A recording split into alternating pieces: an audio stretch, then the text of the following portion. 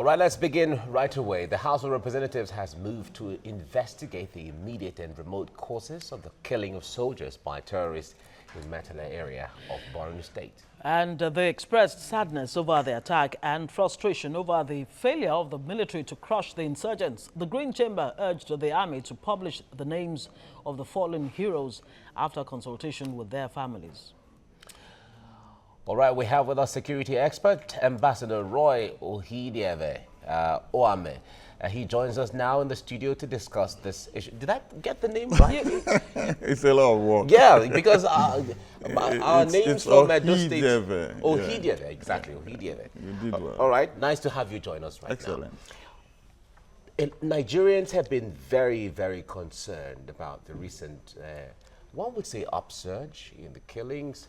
But government would say, no, it's just an isolated case. It's not an upsurge. But the military is still in charge. And all of that. There seems to be a little more confusion right now whether we're winning the war against Boko Haram or they have become a little more strengthened to fight back. What's your assessment of this issue? Is the war escalating or it is reducing? Okay, thank you for the opportunity. You know, there's a lot of narratives now on the media space, okay? And a lot of people like to assuage the situation to whatever is their passion, whatever is their commitment, okay?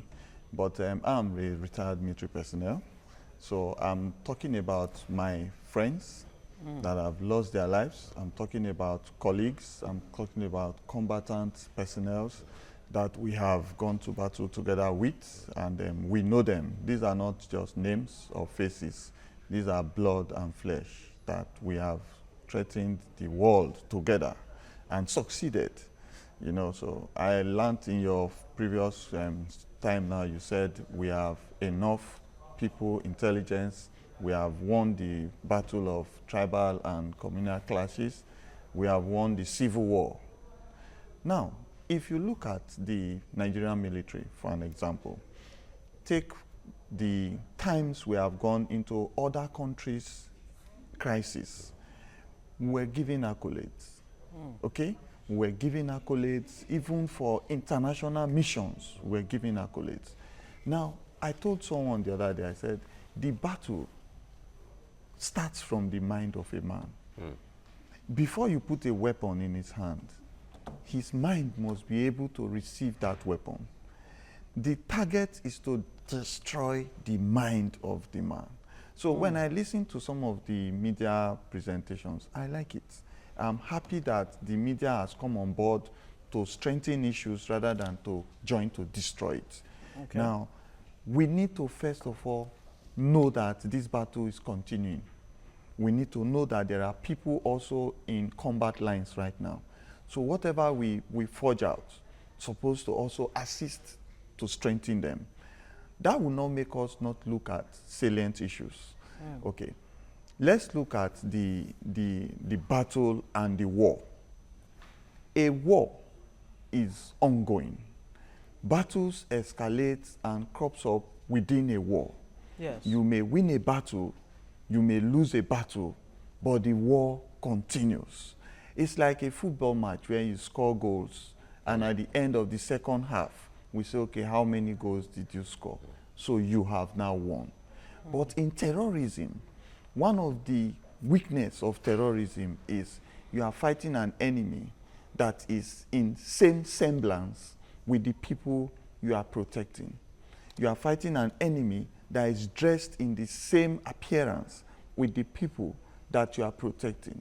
You know, so if the ISIS and the Boko Haram people had to come to South, like you said, we are in two countries altogether now.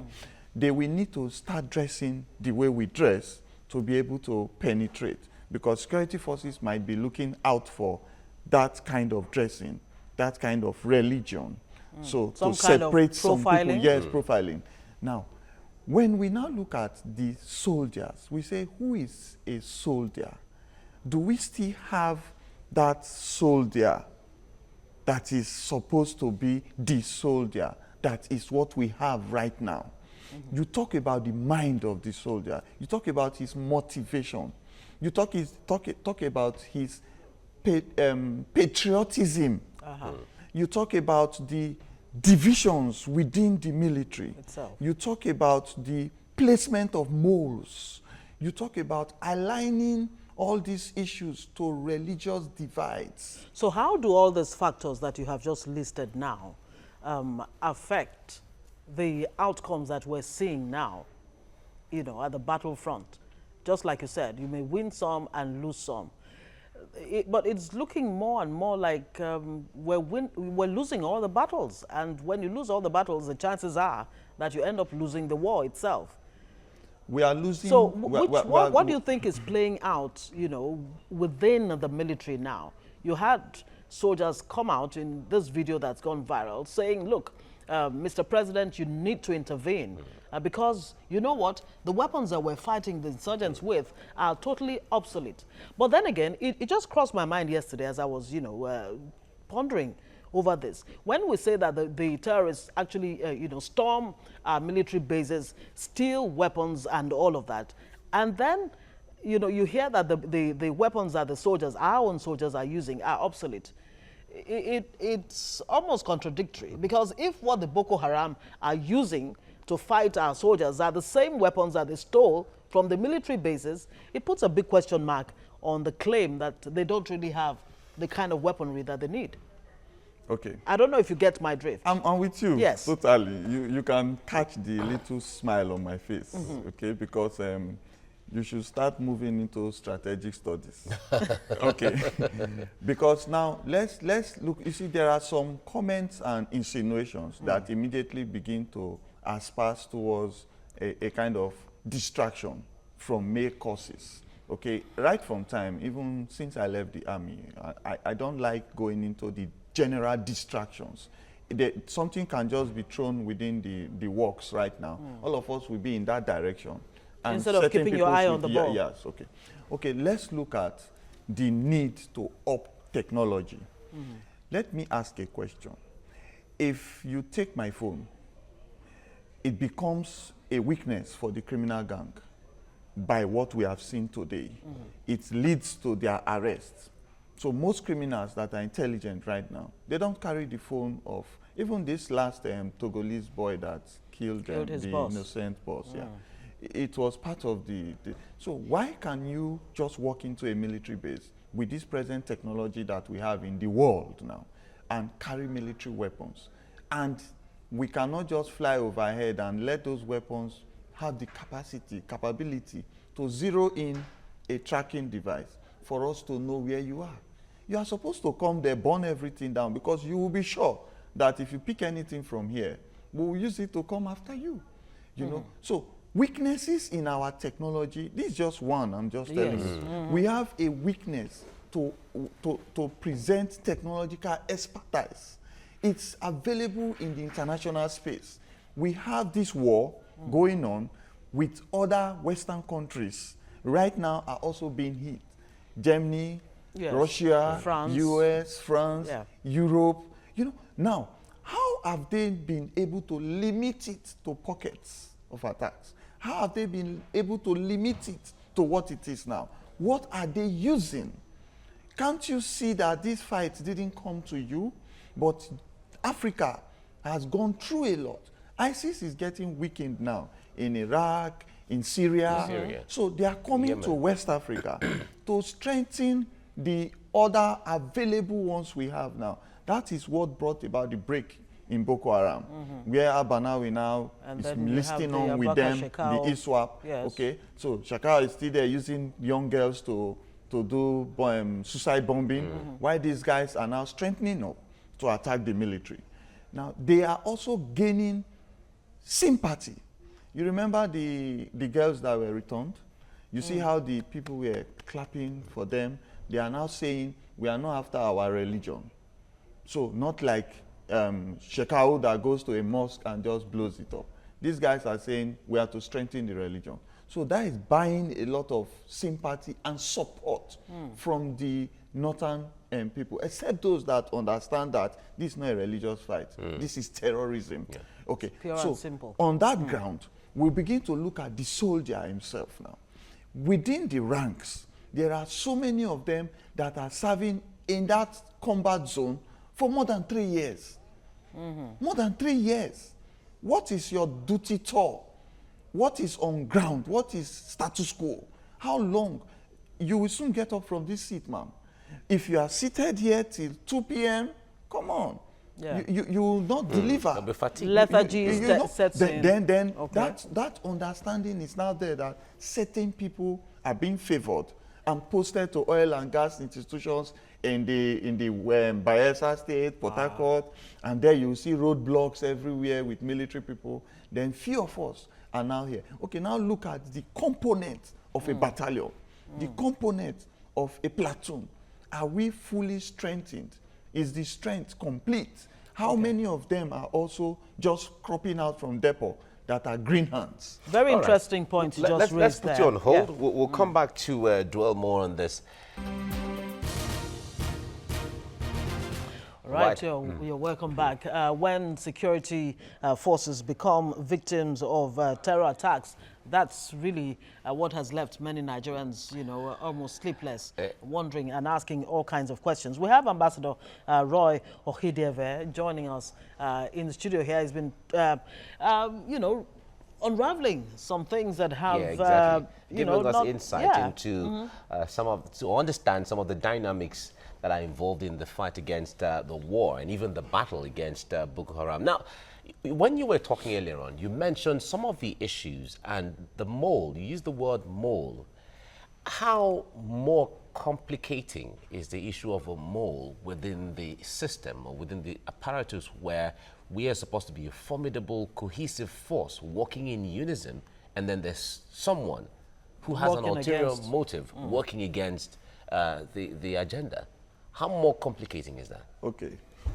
You see, Nigerian concept of intelligence, Nigerian concept of becoming a godfather, one that has all the information, is that politicians have grown to a level where they want to control the ports, control the airports, control the military, control the police.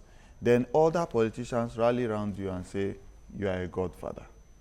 Your godfatherism has supposed to be an intelligent presentation of political manifestos and delivering deliverables to the population, the community, the people that voted you. But it has not been so. We now have people trying to control the military, control the police. And that has grown to a level where you will now see junior officers trying to lick boots of politicians, hoping that maybe when the IG is kicked out, I will come in. Maybe when the chief of army staff is kicked out, I will need to come in. Maybe when this political dispensation goes out, is voted out, we will now be on board. So favoritism has now become a kind of compromise on expected patriotism and discipline. Now, those days... And the ethics of the profession, yes, that is key. You understand? You will now see opportunities for people to become sympathetic to causes that is not aligned with the military ethics, military tradition. And when I saw that going down, following from my years of service, I was just taking that decision that this is not status quo. You see, so because of this, the Boko Haram and the terrorist groups now, I tell you, they have created another state in a state. You will see that they have opportunity to collect tolls in some areas where they exist right now in this country. You will see that Federal Inland Revenue does not collect tax from some people, with those taxes are paid to these terrorists in this our own land, fashioned as Nigeria. Okay, you will now see that certain people can be placed in positions by virtue of either they have links to be able to negotiate with the terrorists, to tone down attacks, to release their abductees, hostages. kidnapped persons, to also negotiate for buffer zones to say, okay, we won't attack in so and so period, we are talking, and all of that. So these persons... Like in the case of Dapchi, for example? You get me now? So these persons have begun to become presidents in the country where we have a president. So now there's a big challenge based on what you're saying. That means there's a whole lot of work needs to be I'm done. trying to coin it. Yes, you know, just so that we can, so we don't lose our viewers. Traction, And yeah. exactly. A lot has to be done fundamentally now to bring back the glory of the military. Is that what you're saying? Excellent. A lot of people have been saying there's a need for us to not only change strategy, but change the people who will actually deliver on that new strategy, with this, the security chiefs, that they need to be taken out, that there is a need for fresh, fresh blood who will bring in new ideas and maybe possibly bring back what, we have always known the military to be. So these are really fundamental issues that you're raising here. We have a situation where we expect that if there is crisis in the waterways and it's strengthening national security, yes, admirals would be on board. If there is crisis in the land, we should expect to see army commanders of the highest ranking to be in tune and on top. I think, okay, the president just cancelled his casual leave, yes, by what I read, to be in Maiduguri. Why will we have service chief? It was a wrong message going to where a political rally would be. So many people called me and were asking me, when we have, you could call in and say, we don't have that liberty of time right now. We are in the Northeast. You could delegate subject officers to also handle where, like you say, okay, there's IPOB issues. We know we have issues of kidnapping and all that in pipelines in the East. Okay, so we want to see the embodiment of the morale. We want soldiers to believe that if I flee a war zone, I will lose my retirement. I will become an abscondee. Why do you think it is easy for them to just drop their weapon, pull the uniform and run away? Because the retired personnel, like veterans in Nigeria, they are crying. Veterans in Nigeria don't have anything to say. If you call all of them, there is no picketing and rioting going on again like before, because we have formed the REMENAF, retired members of Nigerian Armed Forces. We are talking intellectually. We don't want to be seen carrying placards. The soldier is ready to dump his rifle and run away because he's not eyeing to retire. There's because nothing to when retire he retires, we have gone around villages. Wow. We have seen generals retired on their sick bed. We have seen senior army officers. So the other rank that is at the lowest ebb, that is supposed to be the key man in the fighting point, where you have one officer and maybe 10, 20 men, is seeing the weakness of care and concern for the retiree. So what is the joy of saying, sir, don't dismiss me, or I can't run away, guy. We will be dismissed, declared a whole.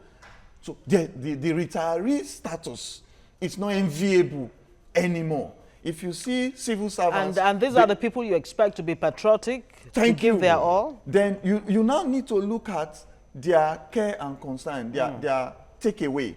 Like, what do they have in their out bases? So many people have brought proposals to Nigeria to say, we can build this kind of outpost for your personnel. It prevents bullets, it prevents explosions. Just a makeshift equipment where you can couple and reassemble again. Okay, so we don't have those. You can see the video. You can see where the soldiers are. You can see how bereft of any protective measures. So when you are talking about weapons, you should also talk about the people that will carry the weapon. You know, I don't want to come from the point where you say, we don't have cars. You may have all the cars you need tomorrow, but do you have drivers that will drive them?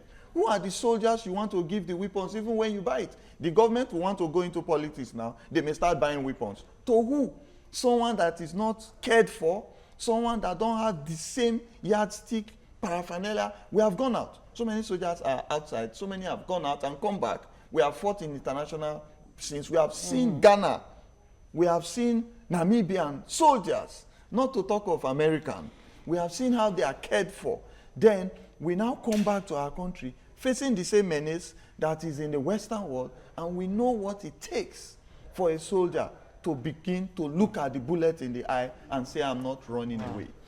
All right. A lot of analysts have said that the use of the Air Force, which is supposed to be an extra firepower to win wars like this, is not being utilized the way it's supposed to. How would you react to this? I spoke about technology earlier. Yes. Okay. Do you know that as a security practitioner right now, I have some locations where I have security guards. I can put in alarm systems for the client. When there's an attack by robbery or any form of attack, Yes. they trigger it beeps up in the nearest police station. You don't need to make so much noise. If there is an attack in a location, the nearest Air Force base should get it the second they are sighted. Somebody triggers it and they begin to zero in on the location. They should be on standby mode, fully fueled, fully warmed up to move, because there are vulnerability points Exactly. where we have troops that don't have access to road reinforcement. And there could be emergencies anytime. Okay, but it happened. You remember that they said the Air Force took up with helicopters, Yes. and they followed them, and some things were destroyed after men has lost their lives. So technology is a key point. And it's preemptive. Yes, then the strategy to co-support. You have a battalion here blocking these axis. You have another one here blocking its axis. What is the response time if this battalion is being attacked? What is the response time for other ones to zero in on that same point immediately? What is the capability to zero in? Apart from bringing in the Air Force, we have the airborne units where you can raise men from the plane and they drop down with parachutes and cut off the escape of these people, which will strengthen the battalion on ground to also continue the So attack. now with all of this, I mean, for the Boko Haram soldier or fighter, knowing that all of this is in place, that look, you have a formidable enemy if you attempt it, that in itself should be a deterrent. I mean, shouldn't it be? Then the issue of the directive by the president that service chiefs should actually, you know, move to the theater command center in Maiduguri, how much difference really has that made in all of this? We had a directive last time that the commissioner of police should move to Benue State. You see, IG of directives police. without the IG. The Inspector General. directive flaunting, directive non-execution, without penalties, without disciplinary actions, is a weakening factor in expectations. If you give a directive, then what is the feedback from the execution of the directive? Then you don't say, I have a team. You should have plan B teams, because the team that you look at to have, they cannot be the only trust. I know every president with what we have going on in Nigeria should have a team that you trust, both in all the forces. So I'm not saying you should take people from my village. You can take from your village. But from your village also, you have served in the army. From the bulk of the military also, you should have a plan B, where I can just tell the two of you, please get off the set. And I can ask good hands also, To get whom I the- also trust, to sit on the set. So if I don't have that, I become constrained to manage what I have. So if I see any form of compromise, it becomes a kind of morning session for me to say, what do I do now? Wow. So when you are getting to that point, you can now see that you don't have a plan B trusted hands to offset any kind of compromise that you begin to see in your setting. Because time is of essence. In a second, you can lose a battalion. In a second, from one attack. So you don't have people there that are thinking. You have people there that have thoughts and coming to execute their thoughts. All right. As we round off now, the House of Reps is putting heads together. They are to probe the $1 arms billion procurement, release for arms procurement. What difference is this going to make? Let me tell you my problem about probes in this country. When you want to probe, you set up a panel. Panelists exist as a contract job now. People are there, they just want to be in a panel from one. If they are in 3 panels in a year, they make enough for themselves. And they drag the reports of the panel to an extreme where they begin to collect sitting allowances. I'm not interested in panels. Let me tell you what I'm interested in. If I want to have a military that I can look back on, because it's unfortunate that we don't know that the military is the last pillar that has held this country right now. if I want to look at a military, I will look at a procurement plan, a procurement system that will exceed my tenure. I will sign contracts with contractors to supply weapons and payment plans to go from our inflows in instrumental agreements. Every quarter, we don't need to vote for security. Every quarter, we'll give you so and so amount. Give us 2 MiG jets, give us 2 Tiger tanks, give us this, give us that. And once we are repaying from inflows from the CBN, it doesn't go through anybody. It's going directly to a manufacturer who has been bringing it in according to the timeline. So when you have that, you don't need to begin to say, I want to probe what? Were you paid? Were the transfer made? Yes. What about the equipment? Did they come in? Yes. If they did, yeah. If they didn't, hello, when are you bringing this thing? We have credited you for 5 jets. Yeah. All right. We have to leave you here now. Ambassador Roy Orbih, thank you so much for coming on the program this morning. Thank you very much. Thanks for your Thank you so insight. much. Thank you.